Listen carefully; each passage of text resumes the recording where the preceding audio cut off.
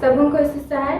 आइए हम Sunday school को आरंभ करते हुए गीत गाएंगे और गीत का बोल इस प्रकार से है। यीशु के अपन साथी बनाए के चले खोजो ना, दिल अपन दे के जीवन संवराय खोजो ना। यीशु के अपन साथी बनाए के चले के खोजो ना, दिल अपन दे के जीवन संवराय के खोजो ना, दिल अपन दे के जीवन संवराय के खोजो ना। अंधेरिया रात में सुनसान डहर में, अंधेरिया रात में सुनसान डहर में, मोहितों की याद करो ना, मोहितों की याद करो ना, हर घड़ी हर दिन मोहितर संग पाओना, हर घड़ी हर दिन मोहितर संग पाओना। यीशु के अपन साथी बनाए के चल के खोजो ना, दिल अपन दे के जीवन संवराय के खोजो ना, दिल अपन दे के जीवन संवराय के खोजो ना। बीच समुंदर में आंधी तूफान में, बीच समुंदर में आंधी तूफान में, मोहितों की याद करो ना, मोहितों की याद करो ना, हर घड़ी हर दिन मोहितर संग पाओना, हर घड़ी हर दिन मोहितर संग पाओना। यीशु के अपन साथी बनाए के चल के खोजो ना, दिल अपन दे के जीवन संवराय के खोजो ना, दिल अपन दे के जीवन संवराय के खोजो ना। यीशु के अपन साथी बनाए के चल के खोजो ना, दिल अपन दे के जीवन संवराय के खोजो ना, जीवन संवराय के खोजो ना, जीवन संवराय के खोजो ना। आइए हम 10 आज्ञाओं को मान लेके यूं कहें। पहली आज्ञा, परमेश्वर तेरा ईश्वर मैं हूँ, किसी दूसरे को ईश्वर मत मान। दूसरी आज्ञा, किसी प्रकार की मूर्ति पूजा मत कर। तीसरी आज्ञा, परमेश्वर अपने ईश्वर का नाम अकारत मत ले, क्योंकि ईश्वर जो उसका नाम अकारत लेता है निर्दोषी न ठहराएगा। चौथी आज्ञा, विश्रामवार को पवित्र रखने के लिए मत भूल। पांचवी आज्ञा, अपने माता पिता का आदर कर, जिससे तेरा भला हो और इस पृथ्वी पर तेरा जीवन अधिक हो। छठवीं आज्ञा, मनुष्य हत्या मत कर। सातवीं आज्ञा, व्यभिचार मत कर। आठवीं आज्ञा, चोरी मत कर। नवीं आज्ञा, अपने पड़ोसी पर झूठी साक्षी मत दे। 10वीं आज्ञा, अपने पड़ोसी के घर और उसके परिवार का लालच मत कर।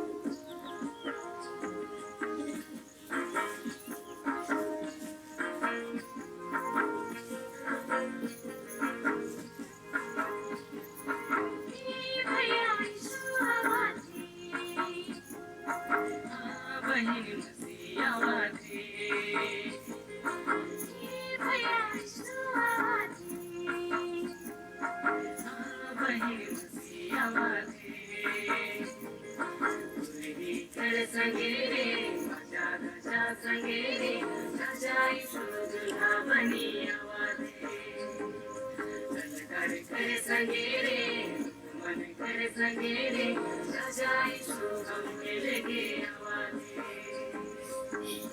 भैया बहन मसी आवाज़े भैया बहन मसी आवाज़े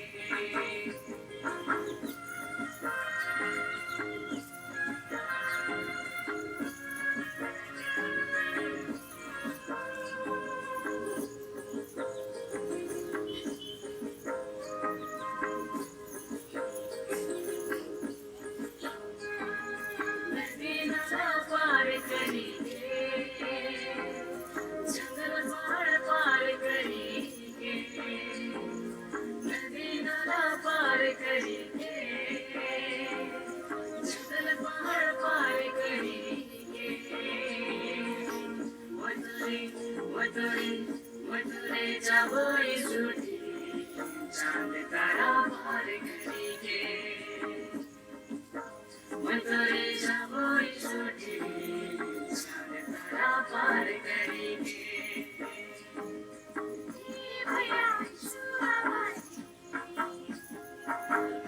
बहन मसी आवाज़े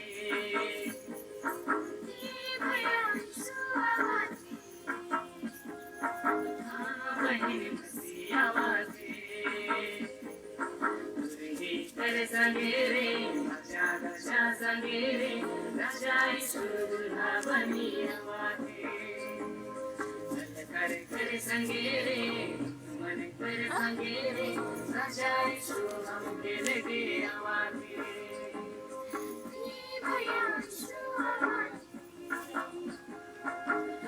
बहन मसी आवाज़े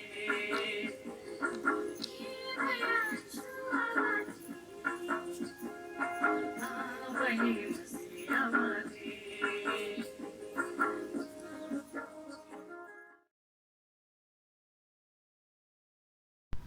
सबों को यीशु सहाय और आशा करती हूँ सभी कोई सुरक्षित होंगे। तो आइए आज का क्लास को आरंभ करने से पहले हम लोग प्रार्थना करेंगे। त्रिएक सर्वशक्तिमान परमेश्वर दयालु पिता, धन्यवाद देते हैं पिता परमेश्वर, आज का सुंदर दिन में तूने हम सबों को ले पहुँचाया है। तेरा दया आशीष के लिए तुझे बहुत बहुत धन्यवाद देते हैं और तेरे ही हाथ में अपने को समर्पित करते हैं पिता परमेश्वर। अभी तेरे ज्ञान की बातों को सिखाना और सीखना चाहते हैं, इसमें तू ही अगुवाई कर, यहाँ उपस्थिति दे ताकि तेरे वचन को सीख करके पिता परमेश्वर हर एक को बांटने पाएँ और सारे दुर्बलता कमजोरियों को दूर कर और हमारे सारे पाप दोष अपराधों को क्षमा कर। बेनती यीशु मसीह के नाम मांगते हैं, दया से सुन और स्वर्गीय सिंहासन में ग्रहण कर, आमीन। तो प्यारे बच्चों, हम लोग बीते क्लास में दाऊद और गोलियत के विषय में सुने थे। आज हम लोग सुनेंगे दाऊद और योनातान की मित्रता कैसे स्थापन होती है उसके विषय में हम लोग सुनेंगे। तो हम लोग जानते हैं कि इस्राएलियों का सदा का बैरी कौन है? फलिस्तियों। तो जब दाऊद फलिस्तियों से युद्ध करके लौटता है तो वो साउल राजा के पास आता है। उसके बाद वहाँ पहुँच करके वो अपना परिचय देते हुए उससे बातें करता है। तो उन दोनों का बातों को साउल का बेटा योनातान सुनता है और उसका वीरता और परमेश्वर प्रति प्रेम को देख करके योनातान आकर्षित हो जाता है और उसको अपने प्राण के समान प्यार करने लगता है। उस दिन साउल राजा दाऊद को वहाँ से जाने नहीं देता है और उसको अपने महल में ही रख लेता है और वहाँ वो अपना घर नहीं जाता है। उसके बाद योनातान दाऊद से वचा बनता है और कहता है कि आज से दोनों हम लोग साथ रहेंगे। और दाऊद तो एक चरवाहा था और उसके पास तो अच्छा वस्त्र भी नहीं था, धनुष नहीं था, तलवार नहीं था। तो योनातान क्या करता है ना, अपना बागा और वस्त्र उतार के दाऊद को दे देता है और उसके साथ साथ तलवार, धनुष और कटिबंध भी उसको देता है। तो उस दिन से जब भी साउल दाऊद को कहीं भी भेजता है तो वह बुद्धिमान के साथ काम करके लौटता है। जब वह पलिश्तियों को मार करके लौटता है तो उसके साथ और भी लोग लौटते हैं। उनके स्वागत में इस्राएली स्त्रियों ने डफ और तिकोने बजाते हुए, नाचते और गाते हुए उनकी स्वागत करते हैं और वे ये गीत गाते हैं कि साउल ने तो हजारों को और दाऊद ने तो लाखों को मारा है। यह गीत साउल को अच्छा नहीं लगता है और वह दाऊद के प्रति उसका जलन उत्पन्न होता है और वह उसका मन में एक बुरी विचार आता है कि वह दाऊद को हमेशा के लिए मार डालेगा। तो वह हमेशा एक योजना खोजते रहता है कैसे मैं उसे मार डालूं। तो प्रतिदिन के जैसे और उस दिन से दाऊद भी देखता है कि साउल पहले जैसे दाऊद के साथ मित्र भाव नहीं रखता है। तो एक दिन क्या होता है ना, प्रतिदिन के जैसे दाऊद बीड़ा बजाते रहता है और साउल भाला लिए बैठे रहता है। तो उस समय वह साउल सोचता है कि आज मैं दाऊद को जैसे करके भी इस भाले से मार डालूंगा। तभी वह अपना भाला उठाता है और दाऊद को मारने खोजता है। तब वह भाला भीत में जा कर के धंस जाता है और दाऊद बच के निकल के भाग जाता है। तो उस दिन वह दाऊद को मार नहीं पाता है, लेकिन उसके मन में फिर भी और एक बुरी विचार आता है। वह सोचता है कि आज मैं जैसे करके भी उसको मार डालूंगा और वह सोचता है कि मैं अपने बड़ी बेटी मेराब का ब्याह दाऊद से करा दूंगा। तो और उसको बुला के लाता है और उस दाऊद को कहता है कि तू पलिश्तियों से युद्ध कर। और वो सोचता है कि अगर वह पलिश्तियों से युद्ध करेगा तो वह मारा जाएगा और ऐसा में मेरा काम ख़त्म हो जाएगा।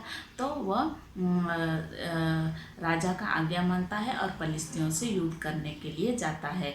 और इधर वह साउल अपना बड़ी बेटी मेरब का ब्याह दूसरा व्यक्ति से कर देता है। जब दाऊद लौट के आता है उस समय दाऊद देखता है कि और साउल राजा उसके साथ विश्वासघात किया है। वह अपनी बड़ी बेटी का विवाह दूसरा व्यक्ति से कर दिया है। तो ऐसे कुछ दिन चला जाता है। उसके बाद साउल सुनने को पाता है कि उसकी छोटी बेटी मिकल दाऊद से प्रीति रख रही है। तो साउल राजा बहुत खुश हो जाता है, क्योंकि वह अगर मिकल से दाऊद का ब्याह कर देगा तो दाऊद उसके बस में आ जाएगा। तो इसलिए वह मिकल का ब्याह दाऊद से कर देता है और दोनों साथ में रहने लगते हैं। तो एक दिन क्या होता है ना, दाऊद फिर से साउल राजा फिर से दाऊद को मारना चाहता है। तो ये बात जब योनातान को पता चलती है तो वो दाऊद को बुलाकर कहता है कि तू महल से चला जा, नहीं तो तेरा जान को खतरा है। तो ऐसा बताने का कारण यह है कि क्योंकि योनातान नहीं चाहता है कि दाऊद मारा जाए, क्योंकि वह दाऊद से बहुत प्रेम करता था। तो वो अपने पिताजी से बात करना चाहता है। तो एक दिन साउल और अपने बेटा योनातान मैदान में चले जाते हैं। तो उस समय वह अपने पिताजी से बात करता है कि पिताजी आप दाऊद को क्यों मारना चाहते हैं। वो तो इसराइलियों के सभी लोग उसको बहुत पसंद करते हैं और वह इस नगर का सर्वोत्तम नागरिक है। आपको उसके हत्या के विषय में नहीं सोचना चाहिए, ऐसा बोलता है। तब वह अपने बेटे का बात को सुन करके पश्चाताप करता है और उसको अपना महल में फिर से बुला के लाता है।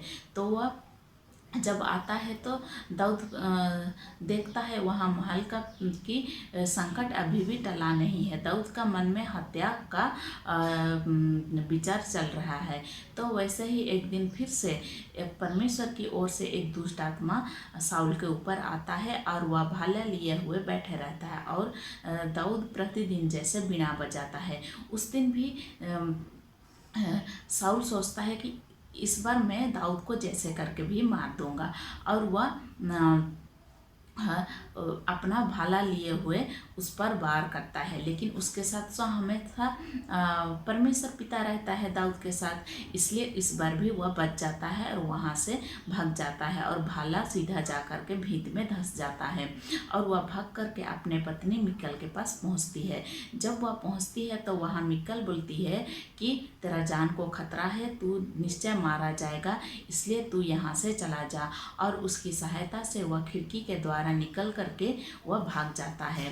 तब शाऊल को जब पता चलता है कि दाऊद मिकल के पास पहुंचा है तो वह अपने दूतों को मिकल के वहाँ भेजता है और दूत जब मिकल को पूछते हैं कि दाऊद कहाँ है तो वह बोलती है कि वह बीमार है।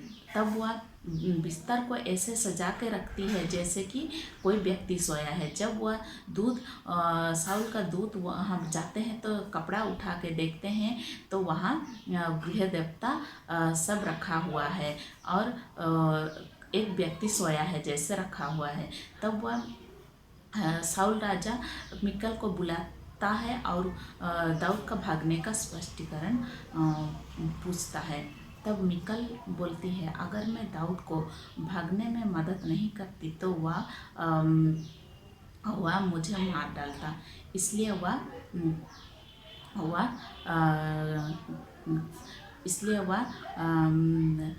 भागने में मदद की। तब वह दाऊद भाग करके रामा नगर के निवासी शमूएल के पास पहुंचता है और शाऊल राजा का सारे काम को बताता है। जब वह बताता है तब वह शमूएल भी थोड़ा बहुत डर जाता है, क्योंकि दाऊद का अभिषेक शमूएल ने ही किया था। इसलिए उस दिन से दाऊद शिकारी की नहीं छिपते रहता है और उसके मन में एक प्रश्न उठता है कि शाऊल राजा मुझे क्यों मारना चाहते हैं? मैंने ऐसा क्या अपराध किया है, क्या पाप किया है कि उसने मुझे मारना चाहता है? तो ये प्रश्न का उत्तर खोजने के लिए वह योनातान के पास लौट जाता है और योनातान के पास पहुंच करके वह बोलता है कि तेरा पिता शाऊल मुझे क्यों मारना चाहता है? मैंने ऐसा क्या पाप किया है जो उसने मुझे मारना चाहता है? तब योनातान बोलता है कि पिताजी ऐसा नहीं सोचते हैं, तेरे विषय में ऐसा क्यों सोचेंगे? तो दाऊद कहता है, तू नहीं जानता है, शाऊल राजा के मन में मेरे प्रति हत्या का विचार हमेशा चलते रहता है। तब वह योनातान बोलता है, तू जैसा सोचता है वैसे ही कर, मैं तेरे साथ हूँ, मैं तुझे हर एक समय में सहायता करूँगा। तब वह उसको सहायता करता है और वे दोनों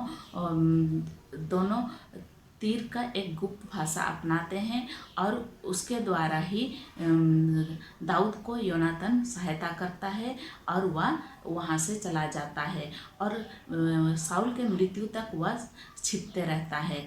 तो प्यारे बच्चों, इस वचन में हम लोग देखते हैं कि योनातान दाऊद का वीरता और परमेश्वर प्रति भक्ति को देख करके उसकी ओर आकर्षित हो जाता है, क्योंकि वह परमेश्वर पर बहुत विश्वास करता था, उस पर भरोसा करता था और हमेशा वह दाऊद परमेश्वर पर भरोसा करता था, विश्वास करता था, इसलिए परमेश्वर उसके मन को जानते थे और वह दाऊद जैसा एक अच्छे दोस्त दिए और योनातान को भी दाऊद जैसा एक अच्छे दोस्त दिए और वह उसको भागने में सहायता किया। तो हम हर एक को भी दाऊद के जैसा एक अच्छा व्यक्ति बनना है, ताकि एक आदर्श बनना है, ताकि दाऊद को देख करके जैसे योनातान का मन उसके ओर आकर्षित हुआ, उससे मित्रता करने की सोची, वैसे ही हम लोग भी अगर एक अच्छा व्यक्ति बनेंगे, अच्छा आदर्श बनेंगे, तो हम लोगों के साथ भी मित्रता करने के लिए दूसरे आएंगे, आकर्षित होंगे। तो हम लोगों को भी दाऊद के जैसा मन होना है और योनातान के जैसे हम लोगों की मित्र की आवश्यकता है, तो परमेश्वर पिता हम हर एक को देंगे। तो परमेश्वर पिता इस वचन में हम सबों को आशीषित करें और सभी को सुरक्षित रहें। धन्यवाद। आइए हम लोग संडे स्कूल को अंत करते हुए प्रार्थना करेंगे। हे सर्वशक्तिमान दयालु ईश्वर पिता, इस घड़ी पिता हम एक संडे स्कूल होकर आपके चरणों के निकट आते हैं। प्रभु जी, आप ही हम हर एक के बीच में आप अपनी उपस्थिति को दीजिए। पिता परमेश्वर, स्वर्ग आपका सिंहासन और पृथ्वी आपके चरणों की चौकी है। मेरे प्रभु, आप ही हम हर एक के जीवन के संग साथ हो लीजिए। हम हर एक के जीवन में आप ही अपनी उपस्थिति को दीजिए, ताकि पिता परमेश्वर हम हर एक को आप ही की उपस्थिति में, आप ही की पवित्रता में हम जीवन जीने सकें। आप जिस तरह से पवित्र हैं प्रभु, उसी तरह से हमें पवित्र बने रहने में हमारी मदद और अगुवाई कीजिए। पिता परमेश्वर, इस कोरोना महामारी के बीच में प्रभु जी आप ही हम हर एक को संभालिए, हम हर एक के जीवन को आप ही चलाइए। पिता परमेश्वर, हम हर एक की आप ही सुधि लीजिए, क्या छोटे क्या बड़े प्रभु। हम एक संडे स्कूल होकर आप ही के हाथों में समर्पित होते हैं। हम हर एक के संग साथ होकर हम हर एक को आप ही अपने लहू से पिता धोकर शुद्ध और पवित्र करें, ताकि पिता परमेश्वर हम हर एक को कोरोना महामारी से बचे रहने पाए और प्रभु जी आप ही की महिमा स्तुति करते हुए हम अपने जीवन को जीने सकें। पिता परमेश्वर, हम सारे बच्चों को पिता आप ही अपनी बुद्धि, ज्ञान, स्मरण शक्ति से, समझ शक्ति से आशीषित कीजिए, ताकि प्रभु जी हम अपनी पढ़ाई के जीवन में हम उन्नति करने पाएँ। प्रभु, हम हर एक को पिता आप ही अपने आशीषों से, आपके बरकतों से, आपके पवित्र आत्मा के वरदानों से हमें अभिषेक करें मेरे प्रभु, ताकि पिता हम हर एक को पिता आशीषित होकर आप ही में जीवन जीने सकें। प्रभु जी, हमारे कलीसिया के बुजुर्ग माता पिताओं को आप ही के चरणों में समर्पित करते हैं। आप उनकी संग साथ होकर उनकी सुधि लीजिए और पिता हम हर एक को पिता आप ही में बढ़ने में, आप ही में विश्वास में दृढ़ बने रहने में हमारी मदद और अगुवाई कीजिए। और प्रभु जी, हम हर एक को सुस्वस्थ जीवन प्रदान करें और पिता परमेश्वर हम हर एक को आप ही संभालिए, सुरक्षित रखिए और शैतान के हर बुरे योजनाओं से हमें बचाए रखिए। प्रभु, आप ही के हाथों में समर्पित होते हैं और यह प्रार्थना हमारे प्रिय प्रभु, हमारे उद्धारकर्ता यीशु मसीह के नाम से मांगते हैं। सुनिए और अपनी महिमा के निमित्त हम मनुष्यों के बीच में पूरी कीजिए। आमीन। हे हमारे पिता, तू जो स्वर्ग में है, तेरा नाम पवित्र किया जावे, तेरा राज्य आवे, तेरी इच्छा जैसे स्वर्ग में है वैसे इस पृथ्वी पर भी हो। हमारे प्रतिदिन की रोटी आज हमको दे और हमारे अपराधों को क्षमा कर, जैसे हम भी अपने अपराधियों को क्षमा करते हैं।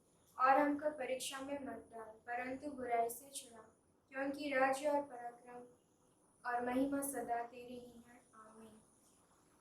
प्रभु शक्ति अति, शक्ति अति, शक्ति अति मुझे, तब मैं ज्योति दूंगा हर जगह हर समय, जब लोग तू न आवेगा, जब लोग न होवेगा। प्रभु शक्ति अति, शक्ति अति, शक्ति अति मुझे, तब मैं ज्योति दूंगा हर जगह हर समय, जब लोग तू न आवेगा, जब लोग न होवेगा। और हमारे प्रभु यीशु ख्रिस्त की दया, ईश्वर का प्रेम और पवित्र आत्मा का मेल मिलाप हम सबों के साथ होती रहे। आमीन। ईश्वर साहब।